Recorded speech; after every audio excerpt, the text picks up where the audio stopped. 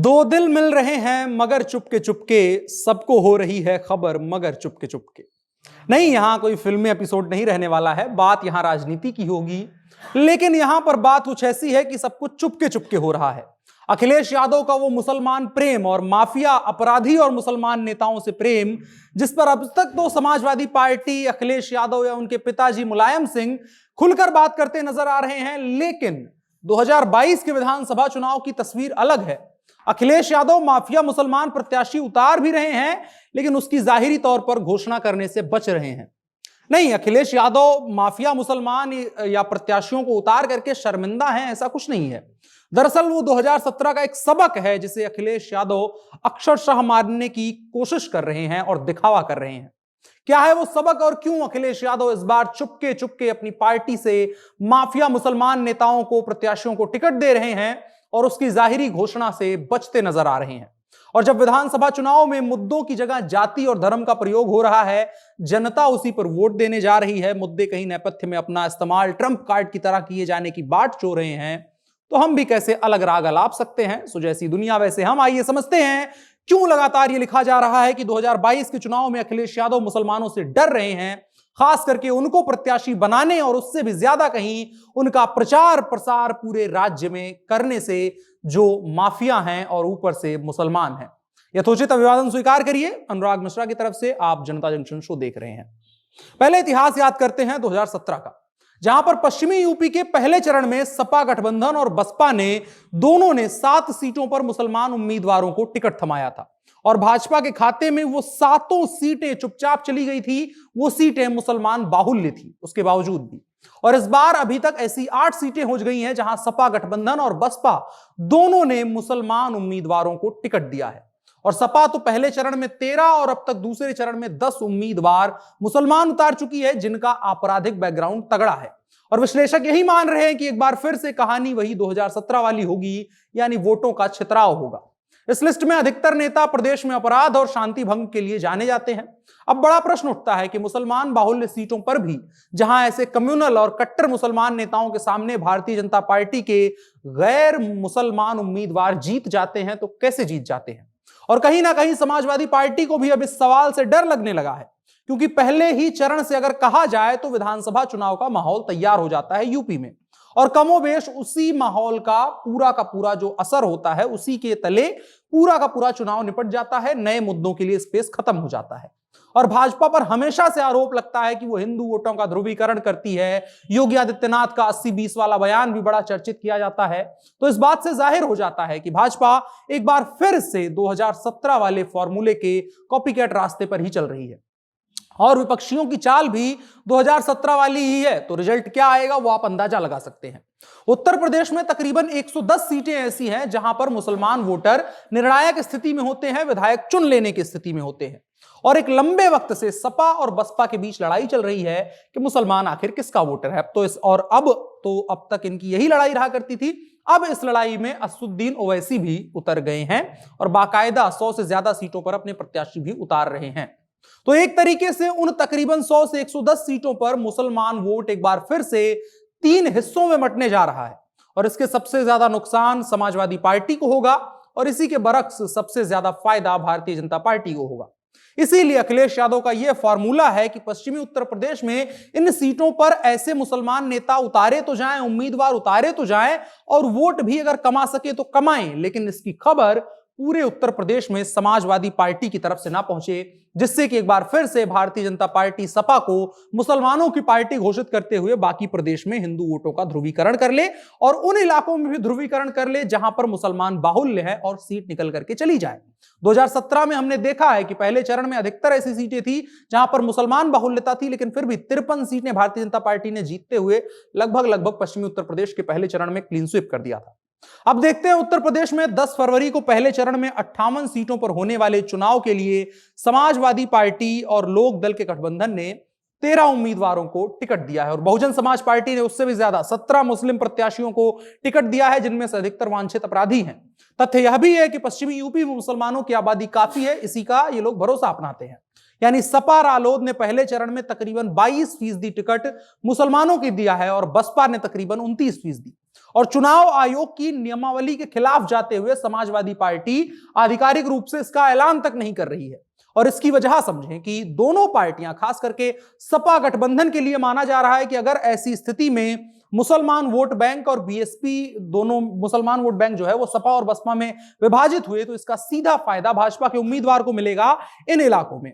अगर 2017 के चुनाव से तुलना करें तो इन 58 सीटों में से सिर्फ 7 सीटें ऐसी थी जहां पर सपा कांग्रेस गठबंधन और बीएसपी दोनों ने ही मुस्लिम चेहरों पर दांव लगाया था। और तथ्य यह है कि 7 सीटें भारतीय जनता पार्टी जीतकर चली गई थी जहां पर मुसलमान बाहुल्य थे। और ये तो कुछ नहीं है, ये केवल पहले चरण का आंकड़ा है। सपा का डर असल में दारू पीने से नहीं है, उसके नशे से नहीं है, बल्कि उसकी खुमारी सी है। आपको समझाते हैं कैसे। सपा लगातार कह रही है कि पश्चिमी यूपी, जहां आरएलडी के गठबंधन में वो भाजपा को हराने के लिए कॉन्फिडेंट है, किसानों का मुद्दा गर्म है, आरएलडी का कोर वोटर है उस इलाके में, और सपा का भी अच्छा खासा वहां जनाधार माना जाता है। और अगर सपा अच्छा करेगी तो पूरे उत्तर प्रदेश में यही मैसेज फैलेगा और उसके आधार पर पूरे प्रदेश में माहौल बन जाएगा और समाजवादी पार्टी का काम आसान हो जाएगा। लेकिन अब कुछ चीजें ऐसी उसी पश्चिमी उत्तर प्रदेश में हो रही हैं कि अगर वो फैल गई तो सपा 2017 की तरह जमीन पर फैल जाएगी और भाजपा एक बार फिर से एक तरफा जीत की ओर आगे बढ़ जाएगी। वो क्या है? वो है जिसकी बात हम शुरू से कर रहे हैं, वो है माफिया मुसलमान नेताओं को लगातार टिकट दिए जाना। माफिया मुसलमान नेताओं को टिकट दिया जाना जिससे उनके विधानसभा के अलावा जो ऐसे नेता जो है मुसलमान नेता, जो माफिया मुसलमान नेता जिनकी हम खास करके आज बात कर रहे हैं, उनके साथ समस्या यह है कि उनके विधानसभा में तो लोग उनको पसंद करते हैं। मुख्तार अंसारी की विधानसभा मऊ में अगर आप जाएंगे तो उनको पसंद करने वाले लोग मिलेंगे, अतीक अहमद के यहां मिलेंगे या इमरान मसूद या जिनके यहां भी आप जाएंगे तो उनकी विधानसभा में लोग उनको पसंद करते हैं। लेकिन पूरे प्रदेश की जनता या तो उनसे डरती है या फिर उनसे नफरत करती है। और एक प्रत्याशी पूरे प्रदेश में सपा का या किसी भी पार्टी का खेल बिगाड़ सकता है, जिसका नतीजा है कि अखिलेश यादव मीडिया के साथ जो लगातार खुल करके बात करते हैं, आराम से उनके सवालों का जवाब देते हैं, वो इस वाले सवाल से या तो किनारा काटते नजर आते हैं या अपनी तरफ से कोई इनिशिएटिव ही नहीं लेते हैं। जिस तरीके से इतने यादवों को टिकट दिया गया, इतने ओबीसी, इतने ब्राह्मण, इतने ठाकुर को टिकट दिया गया, उस तरीके से अखिलेश यादव इस चीज का ऐलान नहीं कर रहे हैं कि 22% मुसलमानों को पहले चरण में टिकट दिया गया है। ऐसे लोगों को जो अपराधियों की कैटेगरी में आते हैं, जिनके ऊपर केस चल रहे हैं, जिनके ऊपर मुकदमे चल रहे हैं और जिनकी छवि उत्तर प्रदेश में अच्छी नहीं है। आपको कुछ देकर उदाहरण देकर के समझाते हैं। भाजपा के अलावा सभी पार्टियों का मुस्लिम मोह उनको गड्ढे में कैसे लेकर के जाता है, ये उदाहरण से समझते हैं। और भाजपा का मैदान भी कैसे साफ होता है, इसको भी समझते हैं। कई बार तो भाजपा वाले भी इस स्थिति को देख करके समझते होंगे, सोचते होंगे कि हम ही ऐसी स्थिति में आगे क्यों आ जाते हैं, बाकी लोग पीछे क्यों रह जाते हैं।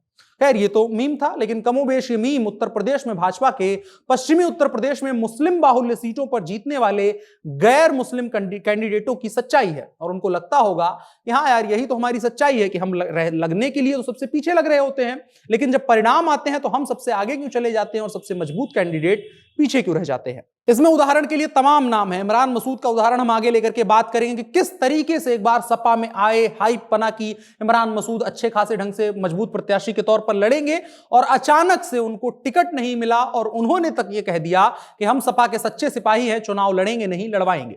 अब देखिए, 2017 की तरह गठबंधन ने इस बार भी मुजफ्फरनगर की 6 विधानसभा सीटों पर मुसलमान उम्मीदवारों को उतारने से परहेज किया है। क्यों?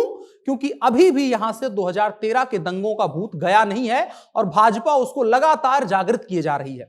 सपा रालोद गठबंधन किसी भी सूरत में जो जाटों का समर्थन है उसको पाने की उम्मीद खोना नहीं चाहता और जाट और मुसलमान दोनों एकदम एंटी चलते हैं। अलबत्ता इस बार मुसलमानों के एक वर्ग में इस रणनीति के खिलाफ नाराजगी भी आ चुकी है। तो सपा अगर जाटों का वोट संभालने जाती है तो दूसरी तरफ मुसलमान वर्ग नाराज हो जाता है। हालांकि मुजफ्फरनगर की भरपाई करने के लिए महागठबंधन ने मुसलमानों को मेरठ जिले की 4 सीटें जरूर दी हैं।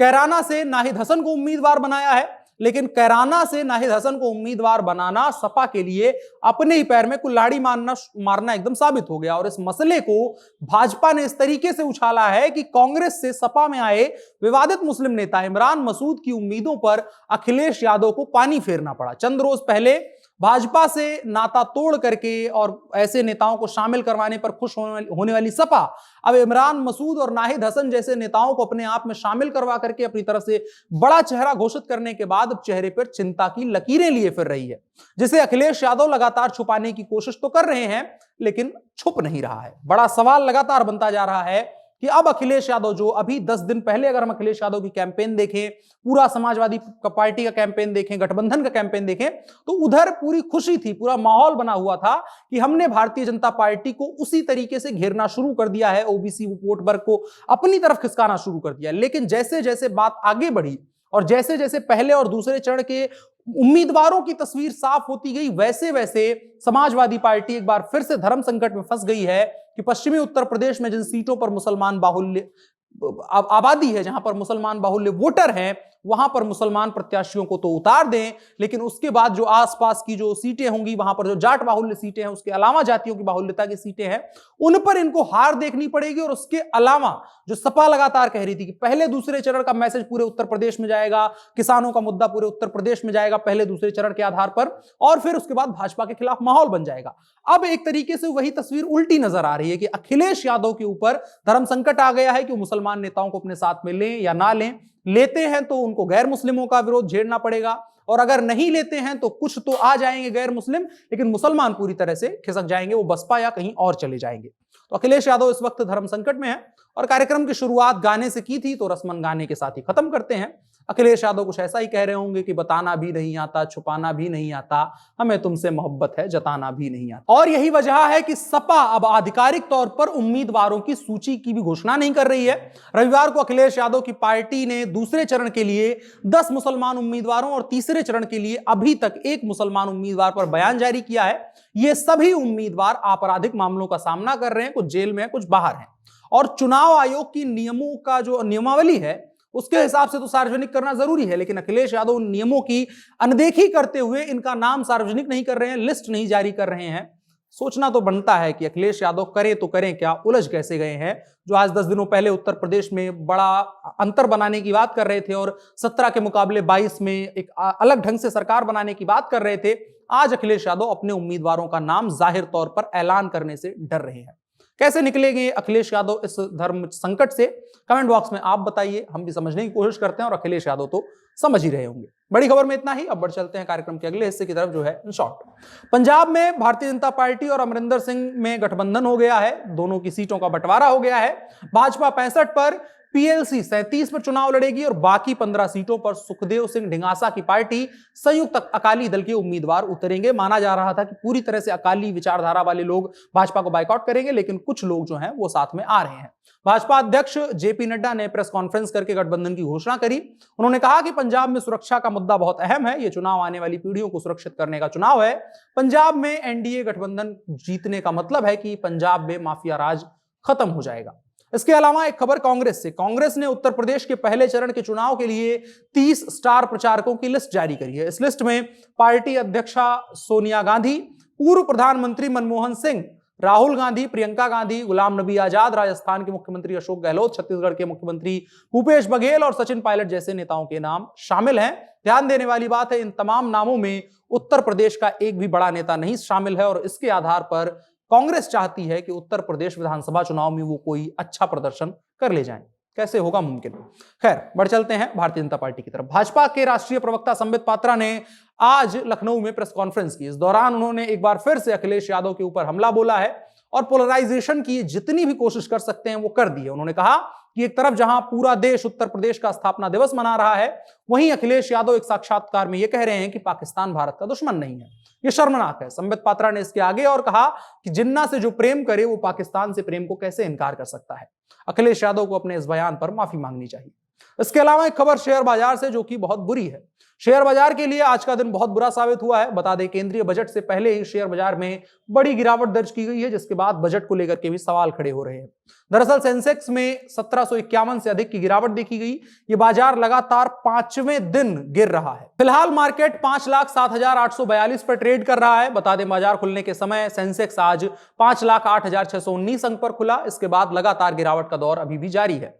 वहीं निफ्टी में 353 अंकों की गिरावट देखी गई। निफ्टी 1,07,250 अंकों पर ट्रेड हुआ। बजट आने से पहले लगातार 5वें दिन मार्केट में गिरावट दिखाती है कि कहीं ना कहीं जो व्यापारी हैं, जो मार्केट में रहने वाले लोग हैं, वो आने वाले बजट से कुछ ज्यादा उम्मीदें लगा रहे थे, लेकिन बजट उस मुताबिक जा नहीं रहा है। आज के इन शॉर्ट्स में इतना ही। अब बढ़ चलते हैं आज के कानून की तरफ। हिंदू सेना के राष्ट्रीय अध्यक्ष ने हरिद्वार और दिल्ली में आयोजित धर्म संसद सम्मेलन में वक्ताओं के खिलाफ अभद्र भाषा के लिए आपराधिक कार्यवाही की मांग करने वाली जनहित याचिका में हस्तक्षेप करने और विरोध करने के लिए सुप्रीम कोर्ट का रुख किया है। पत्रकार कुर्बान अली और वरिष्ठ अधिवक्ता और पटना उच्च न्यायालय की पूर्व न्यायाधीश अंजना प्रकाश के द्वारा दायर रिट याचिका में विष्णु गुप्ता ने, जो अभी इन्होंने दायर करी है हिंदू सेना की तरफ से, उन्होंने हस्तक्षेप का आवेदन दायर किया है। भारत के मुख्य न्यायाधीश एनवी रमन्ना, जस्टिस सूर्यकांत और जस्टिस हिमा कोहली की पीठ ने, आपको बता दें कि 12 जनवरी को रिट याचिका जो कुर्बान अली और एक अन्य के द्वारा, जो अभी हमने बताया पटना हाईकोर्ट की पूर्व जज है, उनके द्वारा दायर की गई रिट याचिका पर नोटिस जारी किया था, जिनमें भारत संघ और अन्य लोगों को जारी किया गया था। इस हस्तक्षेप आवेदन में राज्य सरकारों को जो आवेदन किया गया है उसमें है असदुद्दीन ओवैसी, तौकीर रजा, साजिद रशदी, अमानतुल्लाह खान, वारिस पठान के खिलाफ कथित रूप से नफरत भरे भाषणों के लिए प्राथमिकी दर्ज करने के निर्देश देने की मांग करी गई है। इस मामले में पहले पत्रकार कुर्बान अली का हवाला देते हुए आवेदक ने तर्क दिया है हिंदू सेना की तरफ से कि मुस्लिम समुदाय से संबंधित याचिकाकर्ता को हिंदू धर्म संसद से संबंधित मामलों या गतिविधियों के खिलाफ आपत्ति नहीं उठानी चाहिए, पहले उनको अपना देखना चाहिए। आवेदक ने आगे वर्तमान याचिका के माध्यम से तर्क दिया कि हिंदुओं के आध्यात्मिक नेताओं को बदनाम करने का लगातार प्रयास किया जा रहा है। आवेदक के अनुसार हिंदू आध्यात्मिक गुरुओं द्वारा धर्म संसद के आयोजन को किसी अन्य धर्म या आस्था के विरुद्ध नहीं माना जा सकता है और न ही इसका विरोध किया जाना चाहिए। आवेदक इसके आगे भी तर्क देते हैं। वो कहते हैं कि धार्मिक नेताओं के द्वारा बयान गैर हिंदू समुदाय के सदस्यों द्वारा दिए गए हिंदू संस्कृति और सभ्यता पर हमलों के जवाब थे और इस तरह के जवाब अभद्र भाषा के दायरे में नहीं आएंगे। वो साफ तौर पर अपने आप को जस्टिफाई कर रहे हैं। आवेदन में इसके अलावा भी एक तर्क दिया गया कि जब तक जांच अधिकारी द्वारा विस्तृत जांच नहीं की जाती है तब तक याचिकाकर्ता द्वारा कथित तौर पर अभद्र भाषा का पता नहीं लगाया जा सकता है। हर बयान को अभद्र भाषा नहीं माना जा सकता है। आवेदन में कहा गया है कि भारत का संविधान सभी धर्मों और धर्मों के अनुयायियों को समान सुरक्षा प्रदान करता है। इस संदर्भ में कई अलग अलग सेक्शंस का हवाला भी दिया गया, जिसमें कहा कि 25 के साथ साथ पढ़ी जाने वाली जो अनुच्छेद है 19(1)(a) और B का संदर्भ भी इस मामले में लिया जा सकता है। आवेदन में और भी कहा गया है कि देश के प्रत्येक नागरिक को अपने विवेक के अनुसार अपने धर्म को मानने और उसके प्रचार करने की स्वतंत्रता मिली हुई है। हिंदुओं द्वारा धर्म संसद आयोजन करना उसका भारत के संविधान के अनुच्छेद 19(1) और A और B और अनुच्छेद 25 द्वारा संरक्षित है। इसलिए मामले में याचिकाकर्ताओं की आपत्तियां संवैधानिक योजना और हिंदुओं के मौलिक अधिकारों पर अतिक्रमण के खिलाफ है। तो आपको बता दें कि मामला क्या था। उत्तराखंड पुलिस ने पिछले सप्ताह यति नरसिंहानंद और जितेंद्र नारायण त्यागी, जो अभी वसीम रिजवी थे, पहले वो फिर उसके बाद कन्वर्ट होकर के हिंदू बने हैं, उनको धर्म संसद के भाषणों पर दर्ज अभद्र भाषा अपराध के सिलसिले में गिरफ्तार किया गया है, जिसके बाद ये याचिका दायर की गई है कि उन पर लगाए गए मुकदमे या तो हटाए जाएं और या फिर उनके बराबर जिन नामों को अभी हिंदू सेना की तरफ से बताया गया है उनके ऊपर भी समान धाराओं में मुकदमा दर्ज कराया जाए। अन्यथा वो लोग इसे मानेंगे कि जो सुप्रीम कोर्ट है वो भेदभाव कर रहा है दोनों धर्मों के लोगों के साथ। देखने वाली बात होगी सुप्रीम कोर्ट इस पर क्या कुछ कहता है। आज के कानून में इतना ही। अब बढ़ चलते हैं कार्यक्रम के आखिरी हिस्से की तरफ, जो है नसीहत। आज की नसीहत कुछ खास नहीं है। आज यूपी दिवस है, उसकी आप सभी को बहुत बहुत हार्दिक शुभकामनाएं। और यूपी में काबा और कानायबा की सोशल मीडिया की लड़ाई से ऊपर उठिए। सभी लोग अपने अपने हिस्से का उत्तर प्रदेश बनाएं और साथ ही साथ बहुत जरूरी बात, जो अब चुनाव आने वाला है जिसकी वजह से यूपी में बा कि नायबा वो चीज बहुत ज्यादा ट्रेंड कर रहा है, तो आप सभी से अपील है और इस जिम्मेदारी को समझते हुए वोट करें कि आज यूपी दिवस है और आगे जो कुछ भी उत्तर प्रदेश बनेगा वो आपके एक वोट पर डिपेंड करता है। तो बेहतर चुने जो आपके लिए बेहतर हो, आपके विधानसभा के लिए बेहतर हो, आपके राज्य के लिए बेहतर हो, आपके देश के लिए बेहतर हो। बिहार में बैठे उत्तर प्रदेश के रहने वाले एक नागरिक की तरफ से यही आपके लिए अपील है और उत्तर प्रदेश दिवस की एक बार फिर से आप सभी को हार्दिक शुभकामनाएं। मेरा नाम अनुराग मिश्रा है और आप जनता जंक्शन देख रहे हैं। शुक्रिया।